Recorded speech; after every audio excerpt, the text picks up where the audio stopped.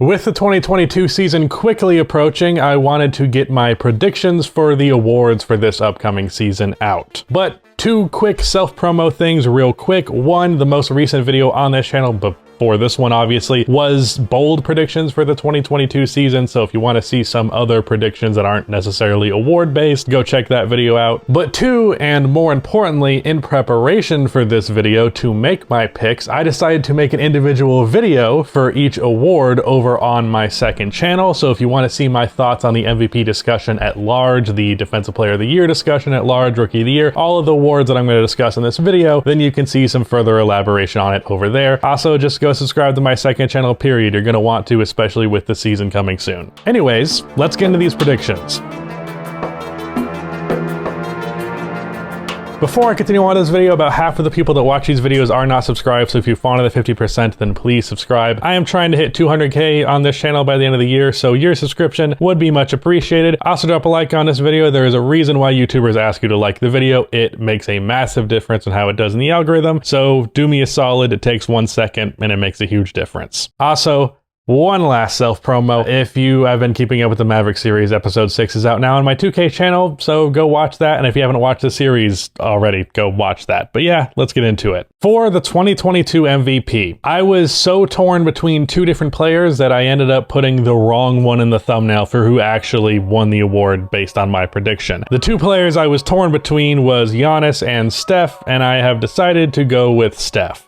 Curry was arguably just as good individually last year as he was in 2016, but the Warriors, on the other hand, were not. But with Klay Thompson coming back, on top of the underrated fact that the Warriors roster was actually finally starting to come together at the end of last season, I think the Dubs can be a 50-win team while Steph puts up numbers that would blow your mind if you weren't used to it already with Steph. Again, if you want to know what I think of the other candidates in this award, you can go check out my second channel video discussing the MVP. So there you go. For Defensive Player of the Year, I'm going to go with Bam Adebayo. I get a lot of pushback on this, but I continue to say it because I believe it. I think Bam Adebayo is the best defensive player in the league. However, that is not the lone factor in winning the award. In fact, I think Defensive Player of the Year, above pretty much every other award, is the one where the criteria is probably the least strictly defined. It typically goes to big men, and that's pretty much the only criteria. But as for the reason why I think Bam will win this award, even though I think he's been the best defender for the last year, maybe two now, especially one, Bam is going to be making big improvements offensively, I think. I realize that doesn't sound like it would relate, but it actually kind of does, because with the Heat getting Kyle Lowry on top of the natural effect that I think Bam was going to have as he progressed, I think he's going to take a big leap offensively, and that's going to mean a lot more people paying attention to him. And if he has more attention paid to his offense, it's also going to be paid to his defense. So just by the fact that I think Bam is going to be better overall next year, I think there's going to be more eyes on him, and I think he's going to win the award because of those eyes on him. Unfortunately, that is a large factor in all of these awards. For Rookie of the Year, I am going to go with Jalen Green. To put it simply, Rookie of the Year has always been about putting up the craziest numbers and making a ton of highlight plays, and I think Jalen has just a slightly better chance of doing that than Cade, though I'm pretty confident that award will be between the two. If there's a dark horse, it's Jalen Suggs, but want to hear my thoughts on everybody else really just in the lottery, second channel video. You get the drill. For Sixth Man of the Year, I have decided to go with Jordan Poole. Now, to be fair, I'm really biased with this pick. Jordan Poole is one of my favorite players in the league. But the reason I think he wins is, again, the Warriors being more successful, but also the fact that this award is historically about getting buckets off of the bench, typically on a good to great team. And, well, I think Jordan has the best shot of doing that with this Warriors team this year. Jordan averaged 15 points per game on solid efficiency post coming back from injury last season, and he did that in just 23 minutes of action per game, on top of the fact that he is just 22 years old, so he could very easily take more strides in his game, I think with more opportunity, which he'll get, and his play transitioning to winning more so than it did in the past should get more attention paid to him and get him more credit, and I think that's what's going to get him the award. I very well think that Poole can average like 17 off of the bench, and doing that with a Warriors team that has been revitalized and is one of the better teams in the league, there's his case. case. This last award, being Most Improved Player, I felt kind of split on between two players, those two being OG Anunoby as well as Miles Bridges. However, I decided to go with OG really simply because there's going to be some more opportunity for him. It's also worth mentioning with Most Improved Player that part of the allure of that award is that almost every year it's somebody that kind of comes out of nowhere. Most Improved Players were not preconceived to win the award, even if it's possible to preconceive someone winning the award. Generally speaking, it's somebody who comes out of nowhere. But I decided that my pick would be OG Anunoby, even though I think this is the least likely to be accurate of all of these predictions, just because that's how that award works. OG last year took a pretty big leap as an offensive player. Granted, it was in a relatively small sample size,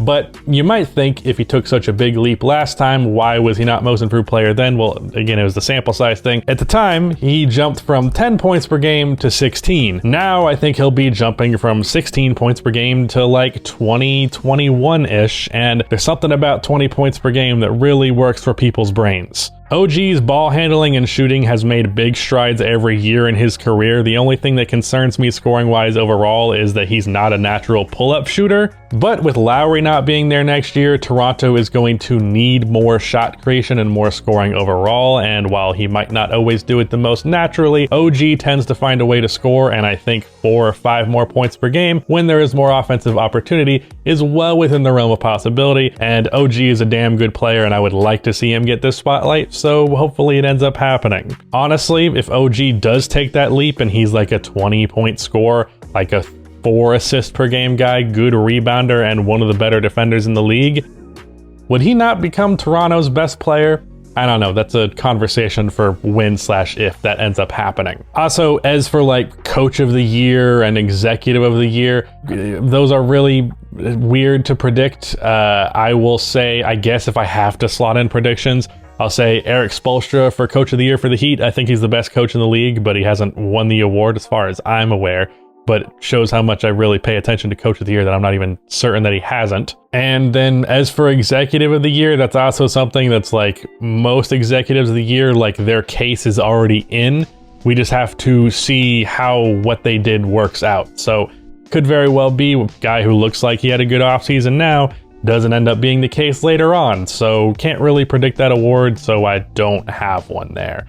Actually, might have given it to the Timberwolves guy, but can't do that. Probably wouldn't have, but his name would have been up there because I think he's done a good job with the roster, but also apparently does a good job sleeping with his staff, allegedly. So yeah. Anyways, those are my award predictions for 2022. Again, if you want to see me elaborate further on the awards and why I made the picks that I did, you can go check out those videos over on my second channel. But that is it. Shout out to Rudy for editing this video. That is the end of this video. Please be sure to like and subscribe for more NBA content like this, and cue the outro music.